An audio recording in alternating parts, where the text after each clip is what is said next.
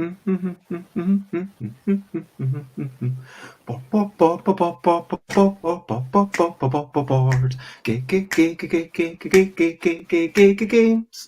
Board games, we'll be talking about handcrafting board games, but we're not gonna shout. Why is this a thing that you might want to do? We'll be pondering this question with you. And first, we'll chat to someone who's done it many times before. At least 500, I guess, to be sure. Matilda Simonsson is over there, rocking the hair that is very fair. I guess you're Swedish, so that's to be expected. Although if you weren't Swedish, I'm not saying you'd be rejected, because it's not a prerequisite for coming on to the show. That would be weird. I hope that's something you know. But anyway, hand making board games is what we're talking about. Hand making board games, and we're not gonna shout. Hello, good morning, good afternoon, good whatever it is, wherever you are. It's 10 a.m. It's UK time. Time for Bessie Beats and Board Game Leather. And today we're talking about why would you handcraft games. And today I'm talking to Matilda Simonsson, who's done a lot of handcrafting of ancient board games and also making her own game, Turncoats, to present a beautiful aesthetic which can be played within a LARP. And then when you get this, you're thinking, oh, this is something that's actually been touched and put together by a human. And that's something cool, right? And then we'll talk about like this and the aesthetic value and the fact that you can do it in a very low quantity and all of that.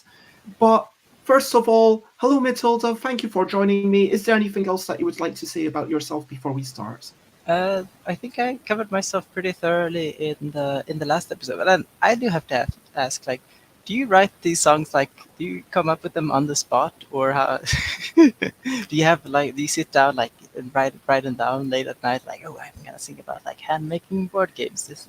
These are gonna be the perfect lyrics for that. I'll leave that as an exercise for you to determine. It's mainly improvised, but there's a lot of rhymes that you're going to end up, doing again and again. After all, this is episode 753, and let as always, I like to talk about what for me is maybe just the last day, and for you, Matilda, the last couple of days. What have you been up to? And anyone watching, what have you been up to? What are some of your recent highlights, living life and seeing the sights, recent highlights, playing games and other delights, recent highlights? Personally, I'm continuing to use my coffee subscription because I paid it's £12.50 for the first month, and then you get up to 5 drinks a day. So you can get coffee, you can get smoothies, you can get tea. And I don't really drink coffee or smoothies or tea, but if it's only 5 drinks, it's an amazing bargain. And then after the first month, it goes up to £25. Even after the first week, I'm finding myself a bit bored of all the drinks. I've had them all except for the Americano. I'm starting to have particular favorites. I'm starting to be aware when it's made well and when it's made badly. I'm sure that by the end, I'll be pretty much like an expert. But yes, that is what I've been up to. Also a bit of just general footering around and doing a bit of design here and there. And I sorted out a few uninteresting emails and Essen appointments, which fingers crossed might lead to something big that I can announce in a few months. We will see. And morning, Elaine, who says Bez always does great songs. I think she pretends to make them up in the spot, but I'm suspicious because they're always so good. Oh, thank you very much. And what have you been up to, Elaine? What have you been up to, Matilda? I think my personal recent highlight is completely unrelated to the world of board games, but rather it was something at like dentistry school. I had a sort of, it's called an excavation exam. It's basically about like, oh, you gotta do a good drilling. Gotta do it properly without like the guidance of the teacher throughout the way, and you have to like do it well, obviously.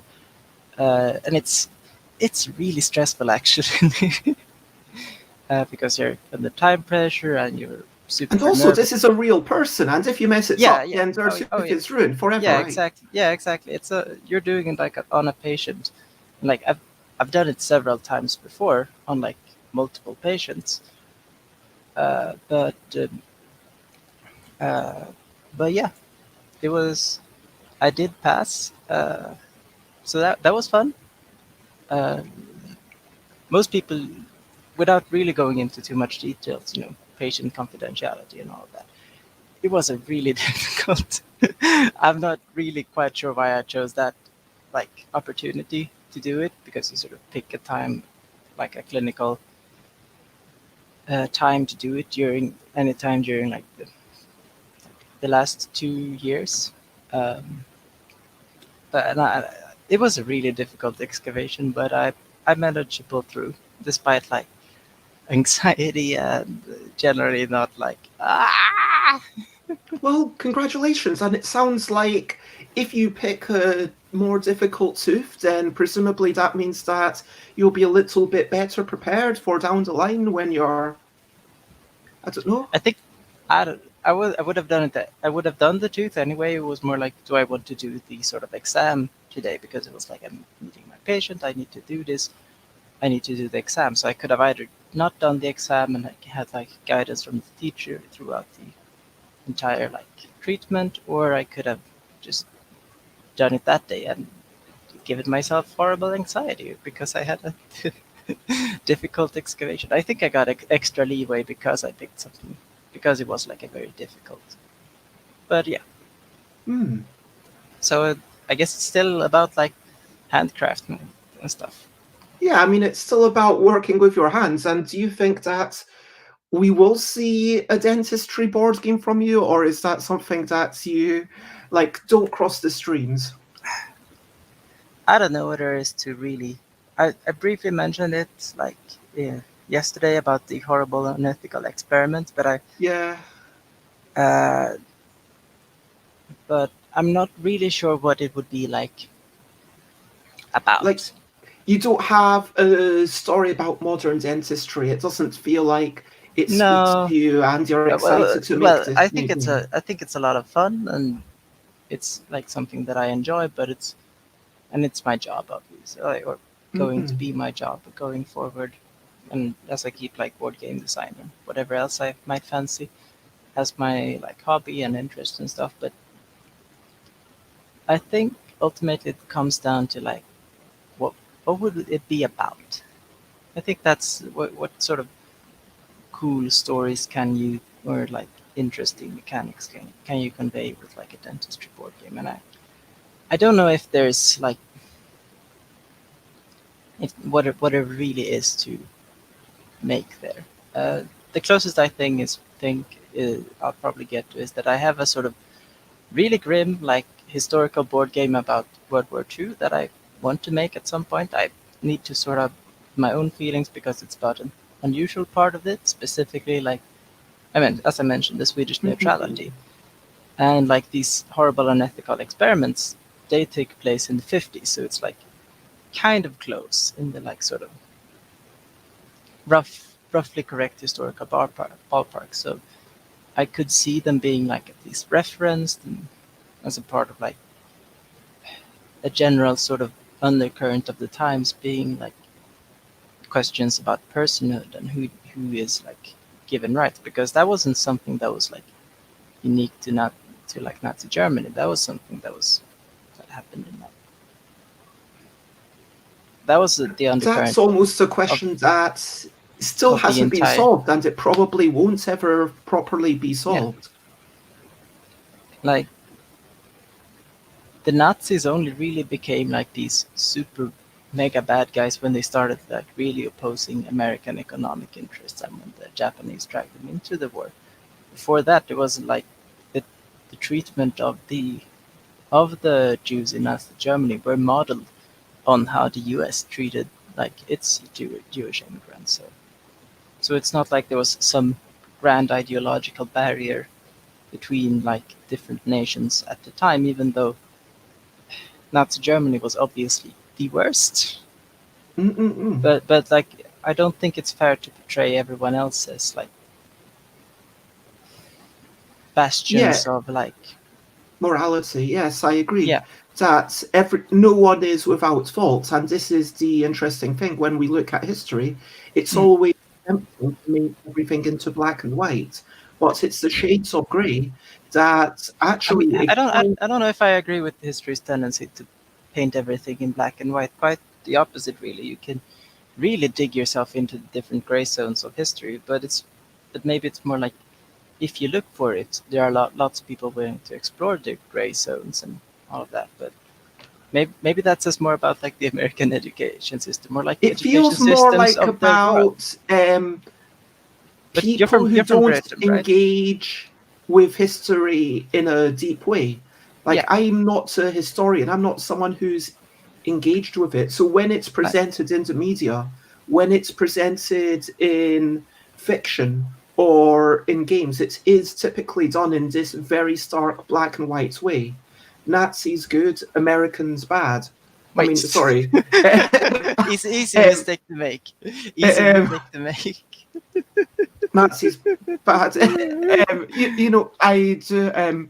Hello, Manuel, who says, after Dan Farrow's glowing review, I'd love to put a Turncoats. And yes, that is. Fine. I hope that no one puts that out of context and believes it was any. Oh, if we actually believe in Freudian slips, that would be a very terrible thing. But look, Freud famously always right. yes. Freud always correct, everyone else wrong. In all seriousness, I mean, it is hard to especially when you're painting everything as an easy to absorb narrative. My point is that, or what some games are, when you say what is a game about, I assume you'd agree that it is the function of the rules, the mechanisms, the affordances of what you can do, and in the scoring system that pushes you on a particular path.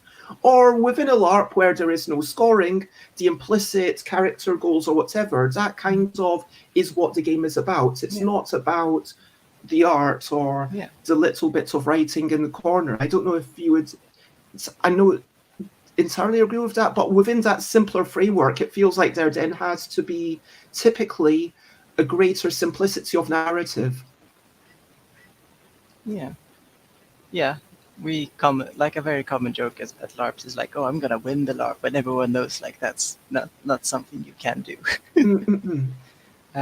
Something here also worth bringing up is like the distinction between like American LARPs, which and like this Nordic LARPs, which is like a sort of subgenre on its own. I'm not like too well versed in like the exact specifics, but it's a lot about like a greater focus on like some narrative and personal blah blah blahs and all of that instead of whacking people with plastic swords, which I actually haven't done in like. It's been a while since I've been to a LARP, but it's been even longer since I even held like a plastic weapon.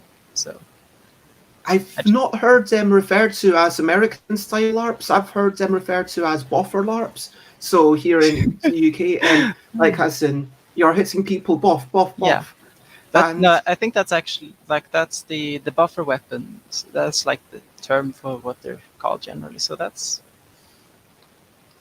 But I've never played that myself, but I have enjoyed quite a few Nordic LARPs where I understand the distinction is that they're a bit more about the real world, more nuanced emotions, maybe. Or having like just unplugging your brain for a few days and saying the most stupid stuff that's humanly possible. That's also a common trend. And Manuel says, I have a friend in Sweden who goes to LARPs and posts lots of photos. I've never seen one of anyone using a weapon, generally post-apocalyptic settings. I mean, if it's a post-apocalyptic LARP, I'm pretty sure lots of people use like, I think they use airsoft or something. I've been trying to go to like the big post-apocalyptic LARP in Sweden like a few times. I want to go like as a war reporter kind of thing, like get like a Polaroid camera and just absolutely rough it up so it looks like authentic to the post-apocalypse and then just take photos and people like and print them out like on the spot so people can like have photos on themselves. So Mm-mm. and also do like interviews and stuff. So I think that could be fun, but I haven't gotten around to actually, doing it quite yet. Yeah, similar. There's something here called Empire that maybe before I leave the UK, I will actually take the opportunity while I'm still here to engage in Empire. There's this big world, and they meet like 4 times a year with massive armies and 4 times a uh, year, geez. That's a lot. Manuel says, going to a LARP as a reporter sounds amazing. Yeah. It does. And let's Yeah. talk about other brilliant things. I feel like, you know what? We've never talked about oral hygiene on this show before. And it feels very appropriate that oral hygiene could be considered a brilliant thing. Brilliant thing. It's a little thing, which is brilliant. I mean, I assume you agree. Brushing your teeth. Yeah, Can you tell us why absolutely. brushing your teeth is a brilliant thing? Brushing your teeth with a toothpaste that contains fluoride. Anyone who tries to sell you like toothpaste without fluoride is a hack and the dentist equivalent of an anti-vaxxer. Just FYI. And you want to do it every day twice every day to keep the cavities away. And it is also very important that you floss, of course. Like everyone knows, like, oh, you should floss, but like I feel people don't really know what happens if you don't floss. It's like, oh, the dentist tells you to floss, but it's like, what happens if you don't? Content warning: your teeth fall out. That, like, over the course of, this is not flossing. It's more of a slower process, but like in the course of like 20 years or something like that, you slowly sort of the sort of bone level in your jaws draws back due to inflammation in between your teeth. Oh, wow. And which causes them to like get loose and eventually. So you only have to floss the teeth that you want to keep. Okay. And I know, like, I don't really endorse of scare tactics, despite obviously using them myself right here. But like, it's still like information that I feel like I should be frank about. Yeah, and that's an important thing to be aware, because sometimes it's really difficult to imagine a vague future, like 20 years away. That's like, but I would like to still be alive in 20 years' time. And And I you would, like to have teeth. yeah, I mean, that would be nice. So, I mean, it feels like, yeah, I really should be better at my oral hygiene. So thanks for the warning. And wow, I've really not been kind to myself. Sometimes the truth is I'm not kind to myself. Oh, Elaine I think says, yeah. Beats me. I didn't see. No, there were non-fluoride toothpaste. What's the point of it? Manuel says Americans are very paranoid about fluoride, apparently. Hmm. Yeah, Elaine What is says they even brushed the dog's teeth now after someone told them that they spent £900 because their dog had teeth problems. Oh, yeah. That's another good reason. That's like, what is the point of non-fluoride toothpastes? I don't know. It's some people are like paranoid about fluoride for some reason, but because like maybe they read that like the base chemical like fluor and not like fluoride is like toxic, but fluoride is safe because it's like an ion and complicated chemistry. And like if I were to like reach like any sort of dose of fluoride that would be like actually lethal to me, I would have to eat about 65 tubes of toothpaste in one sitting. That You sounds obviously like a don't. challenge. Yeah. I mean, I'm not going to take you up on that challenge. No, don't. But it is. I imagine I would vomit before I got to like the 30th. Yeah. It's also important that you do like spit out when you brush your teeth that you don't like swallow the. I lost the word. The froth. You spit that the froth. Yeah, that you spit it out instead of swallowing it. Just because over years, I guess this can build up and be damaging to yourself. No, it's a bit more complicated than that. It is generally like it can cause some like mineral disturbance in the mineralizations of your teeth due to overdosage over a long time of fluoride. But it's a bit more complicated than that. And I don't think we're really here to Yeah, we don't need to. I feel like we've already talked a good amount about teeth. So yeah, oral hygiene is brilliant. And I've been told that you always need to wait at least half an hour minimum before, I mean, like if you drink something sugary or acidic, then always wait at least half an hour before engaging in your oral hygiene. And That similarly... is true. But you can also brush your teeth before you eat breakfast.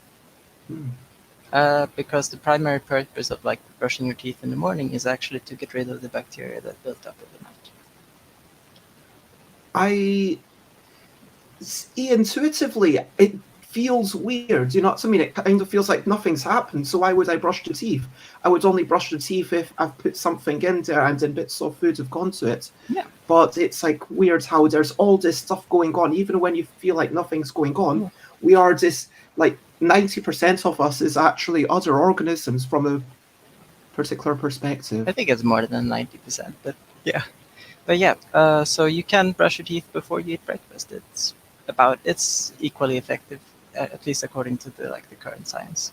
And when you brush teeth, are you to eat stuff immediately after? Is that okay? Yeah, that's fine. So it's easier to fit into the morning routines if you're stressed. Well, thank you, Dr. Simonsson. Pre-doctor, you know what I mean. Anyway, let's talk about other things. Let's talk about handcrafting games and talking about LARP, games that have been made for LARP. And hello, Alex. It is lovely to see you. Apparently, the dog's toothpaste is non-fluoride, and it's also liver flavor. So Elaine is wondering whether there's actually any points in it. I don't know anything about dog toothpaste. So I'm not going to answer. I'm just gonna say I don't know. I mean, presumably just the act of brushing is still good, even if there were literally no toothpaste. So maybe in that case, like the toothpaste is just there to make the dog allow you to brush their teeth? I don't know. It feels like because I'm like almost a professional, any guesses I make will be taken as gospel, so I will just not guess. Okay. I'm going to stand with that guess, and I'll wait for me to interview someone who happens to be a vet. And then when I am interviewing someone who happens to vet, reminds me of the question. Otherwise, let's crack on with the main topic. Why did you start handcrafting games? You said it was just because you wanted something to play at the LARP. Was that the entire ethos?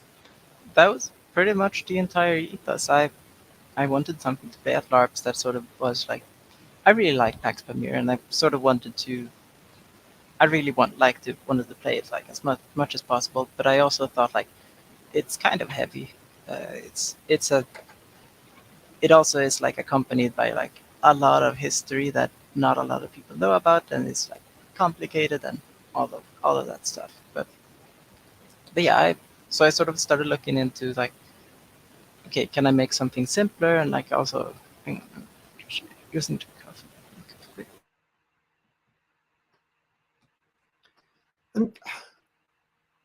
It's interesting, I guess, when you're talking about Pax Pamir, has a lot of politics that people don't know about.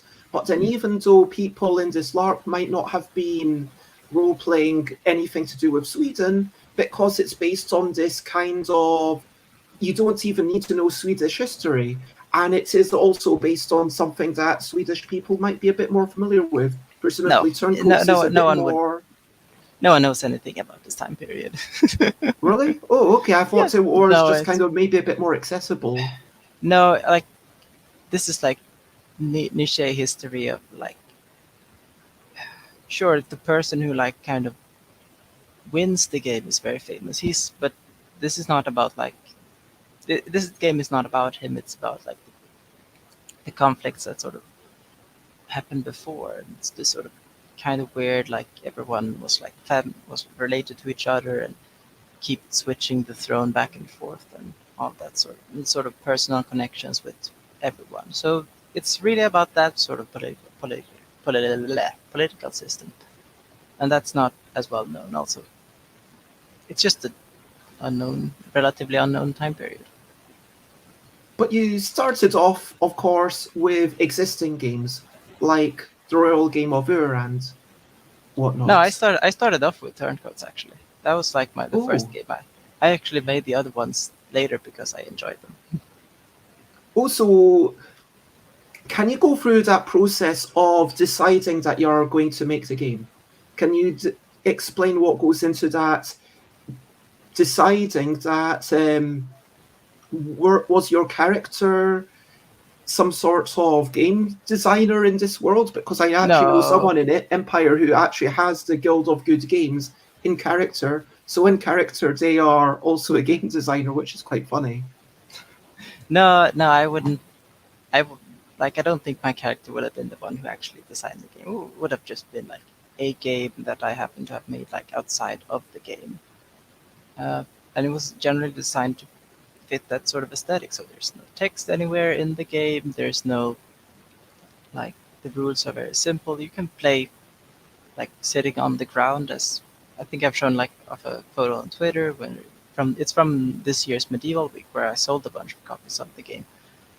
And it's like people just sort of sitting on the ground and playing the game because it's very well suited to that sort of environment. Before that, were you playing other games as a group? Was there something else going on typically? Would you say Like at that? at LARPs or Yes.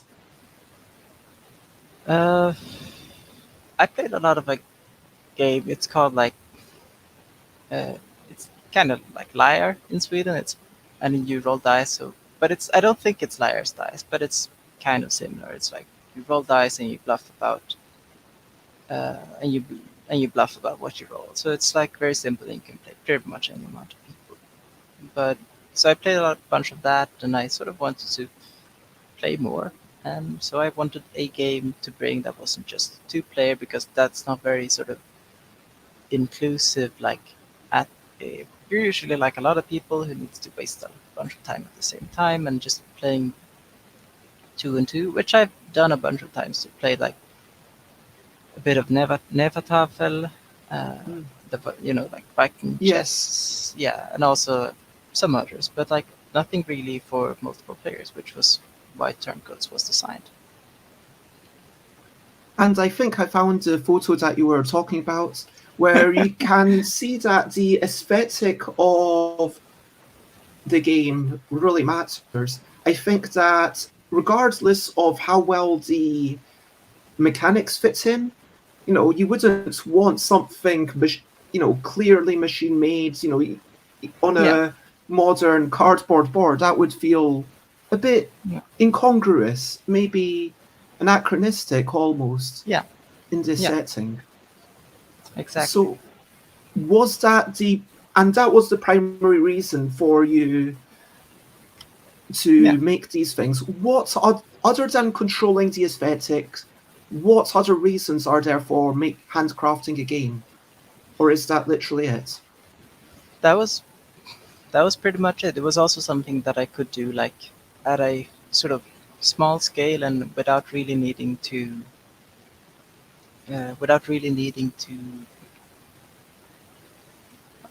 involve anyone professional, if that makes sense. Like, I didn't really need to convince anyone except myself that this game was a decent idea. I didn't need to pitch it to a publisher. I didn't need to figure a lot of those things out. I just sort of drew the board on a piece of cloth, and then later I like started stitching it and like get these fancy patterns that are now like that were then the model for like how they how the board appears now when it's printed. uh, and yeah. It, and presumably all of these skills were things that you had already, like you already understood how to do sewing and embroidery, or did you have to Actually, learn more no. about how to do the eyelets and everything? I was very bad at like sewing. Then I got to borrow my aunt's like sewing machine, and that was like a big help because it was like an actual good sewing machine as opposed to the ones I had used before. It was kind of expensive, but like I was borrowing it, so I was living there at the time for like work reasons. So I just borrowed their sewing machines and made all of the like first 10 copies of the game that I then sold at Medieval Week and also sent out to people afterwards. So that was like sort of how it started. And then I bought a sewing machine of my own for the same like the same model. So that's it. That's the one I'm using right now to do the sewing for all of the copies that I'm making these days. So presumably the fifth copy that you made was a lot nicer than the first one.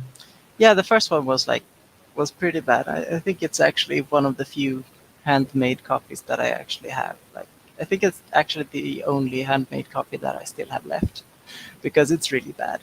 It's not terrible, but like it's the axe and the flag look absolutely horrid. And presumably that's something that, because of its slightly wonky nature, you're still able to play it in your LARP and it still fits the aesthetics there, but it's just something Yeah. that you don't necessarily want to sell. I mean, I no, I wouldn't want to sell it because it looks terrible. Mm-mm. But do you still play it at your LARP? Would you? I don't actually know which copy I would bring for like LARPs. Maybe like when it's time to like go out LARPing again, I would maybe either use like a printed copy of like the linen that I use sold at Medieval Week, or I would just make a new copy for myself to use at LARPs. And someone's asking to see one of these. There's one You of wanna the you wanna see the earlier terrible ones one? I here. think I have it like somewhere near. Yes, I Actually, no, think it's that like people would. hang on. I'm gonna see if it's nearby. Okay, so this is one of the relatively earlier ones. I believe that's in this photo. That's all hand stitched. But then later on, as I understand it, the second generation was actually printed on, and It is not nearby. I think pretty sure it's like in like another area of there. no worries. I was saying that as production ramped up, the second edition is printed on rather than each line being stitched on, but trying to maintain that same sort of aesthetic. And you showed one of the cloths 2 days ago where it's already pre-printed, you then cut it out and do Yeah, the eyelets and whatnot. yeah, So yeah, my question was, how do you ramp up production? Because that's going to be one of the potential issues, yeah, that it takes time and it yeah, takes a lot of energy, and presumably it's kind of unsustainable because presumably yeah. those earlier ones, like you couldn't really afford to do it at the price you were charging. No, no, I was not like giving myself a fair wage with the handmade Mm-mm. ones. Uh, it's what I didn't do it for profit. I'm still not doing it for profit. It's like this is still a hobby. If I make like any profit whatsoever, that's fine. But I'm not like beyond like currently having like sort of liquidity issues because I need to buy large batches and stuff. But I got it like somewhat under control. But I'm still not doing this like for profit. And I think that it's still my hobby, and I think that sort of takes a lot of the weight off of my shoulders. I don't need to worry about keeping food on the table by making these games. Mm-mm. And it feels like the way that you sell them, only taking money once you've actually made the thing. and it's literally ready to send, that's going to take a lot of the stress and anxiety out of it, Yeah. because there's no sense of, oh, this person's already paid me, now I need to do it quickly, or, oh, I need to have a backlog of things. You don't need to do that. Yeah. Can you I talk think if about I think if like all of the orders that I got paid me like up front, I would actually die of anxiety. and Dutch Yoda says hello, and yes, Manuel says thank you for making your game available as a print and play. Hey, no worries. And can you talk about, like, what is the process like? If I say, okay, I want this, I go through the Google form and I put in all my own details, and I say, okay, I am ready to buy this for the 30 euros that I think it costs. What is the process like afterwards? The process afterward is that your order goes into like a big Google Excel sheet, and I think the next person who puts in will actually be, or I checked like right before this, so the next person who puts in an order will actually be order 500. Oh, wow. Yeah, or at least it was like 40 minutes ago. I haven't checked since. Uh, but so it goes on there, and it has like it has where in the world you are and sort of which of the games that you want. Um, and then it sort of waits there. And what happens then is that I start like order fabrics and stuff. And I recently placed like another order for like absolutely massive amounts of fabrics for games. It's like 300 turncoats worth of like fabrics and stuff. So that'll be fun when it arrives. Um, so what happens then? I sort of start. I wash them. I cut them. I stitch them. I eyelet them, and I sort of actually want to ask about the washing. Why is the washing necessary? I don't know. It says so on the label. Like the company recommends like washing the fabrics when you get them. It could be like just when you're like actually planning to wear them, but I'm not gonna take my chances. So And yeah, I guess that potentially cuts down on any transmission of anything. I don't know. I don't know. I'm not too like I just do what it says like on the instructions, and I feel like that's the Yeah, sometimes as a human, it's good to do it. Um, yeah. But so you take your time, and then it might be presumably a couple of months before you get back to the person and let them know it that their order is ready. it honestly like it depends. Like uh, when I started out, I could probably fulfill like in a couple of weeks, but it was longer because I some people had ordered like the other ancient games, and I needed to like figure out exactly how to handle the production of those, which I hadn't completely pulled off, but I was pretty close. But yeah, I think I've already started to like send out at least a bunch of copies to people who bought, uh, who ordered like when the Dan Thoreau's review was posted. But don't. I'm pretty sure I haven't gotten through. I'm still working through the day that he actually posted the review. Yeah, and I will keep doing so for like a while. Okay, so it uh, sounds like there's still a healthy backlog.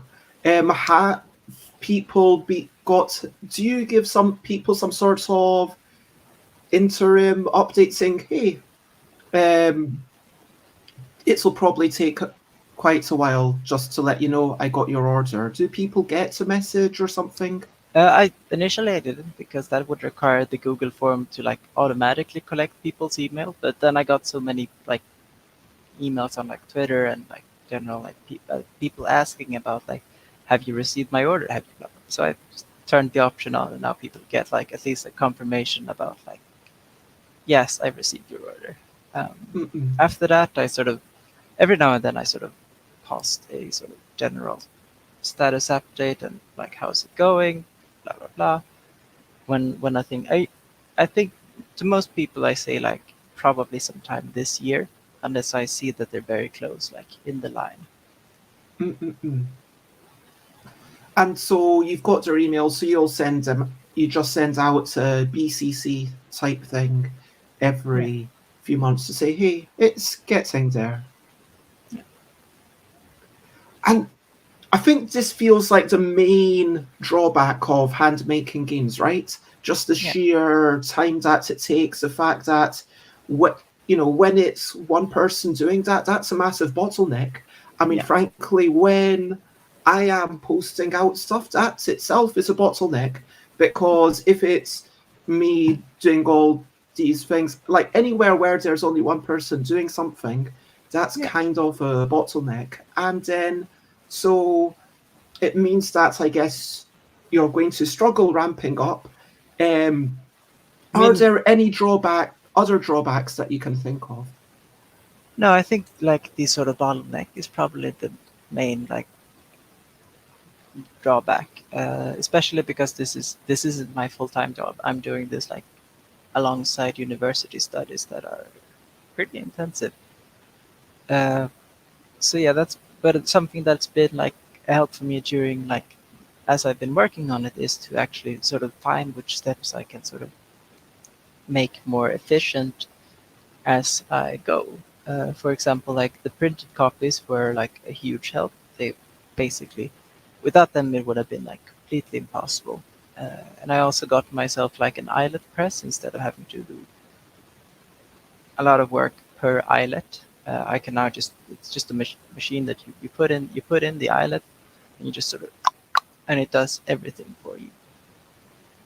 And now my most recent like point of like optimization is I'm looking to get like a professional printing company to handle the rule books for me.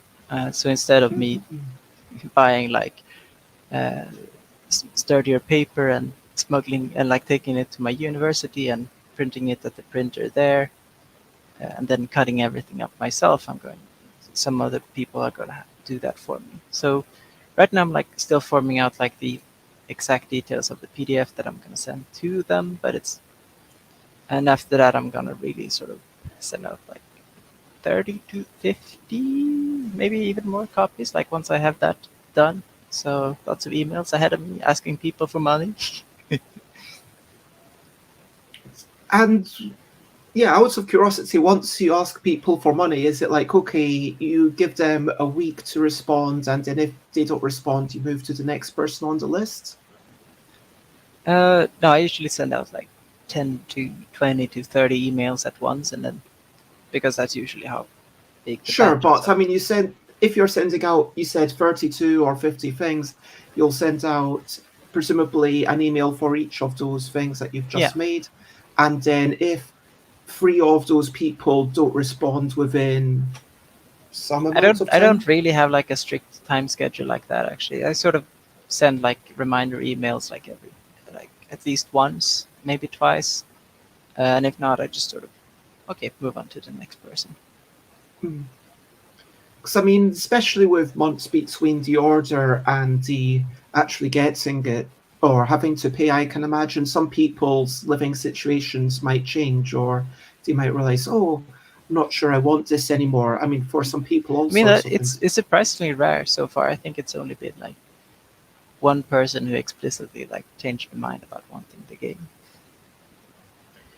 And there's something incredibly charming that you are able to make this work. This kind of starting off with, forgive me for saying, a kind of shonky mechanism where it's super unoptimized, as you said, when you were starting off, and then you're finding your way. And it does feel like, I love the fact that if you were to do a Kickstarter, that would just feed into your anxiety, and that's not what you need.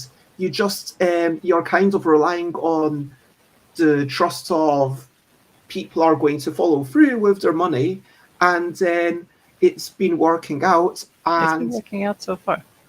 it's like feels like there is this little thing that's stepping up. But if you did get to the point where you were wanting to make 5,000 copies of Turncoats, Yeah. presumably there would be the possibility to make a factory-made version that looked fairly similar, right? Yeah. I haven't really looked too much into it, but like it's a super simple like thing. Like it's just a flat circle of fabric with eyelets in it that magically turns into a bag. So I could also like sort of ask my people around me to like help and if they could like pay, they would obviously get paid for their labor and all of that. So Mm-mm. I think I have honestly no idea how I would handle 5,000 sales. I have been thinking about like doing like a game crafter version of the game, or something like that, but I haven't really committed to it. It's I think a part of the charm is that the game is a bag, but it would probably still work as a regular board game. Yeah, I mean, that's an interesting point where the components don't necessarily offer any extra utility, but the aesthetics and the tactile quality does definitely inform the experience at the table, right? Yeah. Also, I do need to rush in like a bit less than 10 minutes, just so we need to rush off to university and do some dentistry. Sure thing. Um, well, I think that we've covered basically all the key questions. So, the final question, if anyone else has any questions for Matilda, then please put them into the chat. Otherwise, the last question that I will ask is, would you recommend this to people? Would you recommend people, hey, go ahead and make handcrafted games? Hey, Bez, consider making handmade games as long as you pay yourself for your time, obviously. Do you think that this is something that more people should be engaging in? I mean, I do think so. Yeah. I mean, part of it is obviously no, you're encouraging on my turf, but I don't care about that. But no, I think there's definitely a space for like a bit more handmade stuff in the hobby. Uh, like people, it's a special thing to holding something that someone made by hand, even if like a lot of factory things are still sort of made. They're still made by people, but there's still like some sort of different in like personality infused into the whole experience. So I think a lot of people could do it. It's surprisingly easy actually, especially if you use spoon flour, for example, and any old sewing machine. You can pretty much do like a good board by just submitting a board design to their website and having it arrive like in fabric form to your doorstep. It's super easy. I think they and to answer, yeah, exactly. Manuel I would have says there is added utility. Having the game in a bag makes it more portable, which I value very much. But yeah. I would have that's if I were to make a box version, it would have to be a very small box, and I'm not really quite sure how to pull that off in a satisfying way, at least not right now. And Alex's question: have you played many other games using fabric boards? Uh, the obvious one is Pax Pamir, also having the sort of printed fabric board, um, which also has a lot of like rule similarities with Turncoats. So like three factions bashing each other's heads into each other. Well, the opportunistic players are trying to come out on top. Uh, so that's obviously a huge inspiration. But it's also like I have a copy of Nefadal here that is like it's printed on fabric and it's more common in like the sort of general ancient board game space to have stuff on fabric. Yeah, I see a So lot of Viking recreationists. I saw them actually at the Hereford Gaming Convention, a very small event where there were Vikings, and I got to spin a spear where you go like that and then catch it like that, which I was quite excited once I managed to do it. We went outside just in case I dropped the spear so that the spear wouldn't, hurt itself against the proper floor, or conversely, the floor might be hurt by the spear. But yes, it was interesting talking to someone who said, yeah, I made Hnefetafel, and actually lots of Vikings would know enough embroidery that they would make their version and it would be made by themselves, and that was really I actually, interesting. I actually, actually saw someone who made like their own super hand embroidered version of Turncoats, and it was like really fancy. I was super impressed by that one. And talking about the handmade fact, I mean, there's something interesting how an epitaph might have been made collecting a lot of pebbles on the beach, but you do have this slight concession to modern times where you buy all these gems, which are I mean, the maybe glass pieces are almost kind of historically like correct-ish. Like obviously not the exact appearance of them, but like glass pearls were hugely valued at the in the Viking age. I think uh, like some by some hilarious point of research when I sort of found that I found when doing research for my other game, Pax Penny, which also is a lot about like silver coins and glass beads and all of that stuff, where they paid like a whole silver coin for like one glass bead. So it's like wow. you could make a version of Turncoat that is made with like historically accurate glass beads instead of like the uh, instead of the like the generic glass beads. But that would be a lot more expensive. Mm, mm, mm, mm, mm. Xate, I'll just run through a lot of the comments. Xate says, I like the fabric concept for games on the go. Having it be a bag that holds the game pieces is a nice touch. Alex wants to say FUD is a merely okay game, but it comes in a very nice bag. Manuel says, seeing other people's handcrafted versions of your game must be very flattering. It is very flattering. Yeah, it's pretty crazy. And Xate wants the fabric version of Scythe. Mhm. I've been kind of tempted to like. I really love Westphalia, and I have like the canvas map for that. It's one of my favorite games. But I've been kind of thinking about asking like Amabel Holland if I could like get permission for printing like a fabric version of the board instead, so it like lays completely flat and has like a super nice surface and all of that.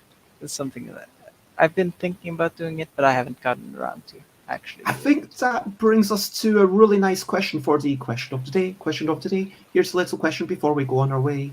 So, unless you have something that you wish to ask me and everyone, Matilda, um, I was just going to ask if you could have any game as a fabric version, which game would you choose? And feel free to answer why. Um, I'm going to say the L deck just because, from an egotistical point of view, I'd love to see new editions of my own thing.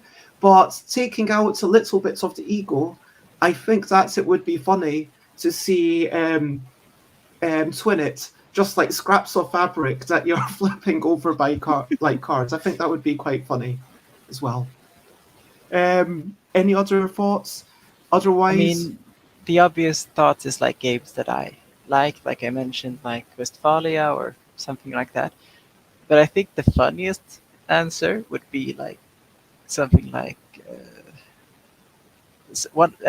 literally any of the chip theory games. Just make a version of that game that has absolutely no plastic. or Fabric Gloomhaven, just to see what it would look like. Oh, Um, so over to you. What are you up to? You can share bottomly if you want to.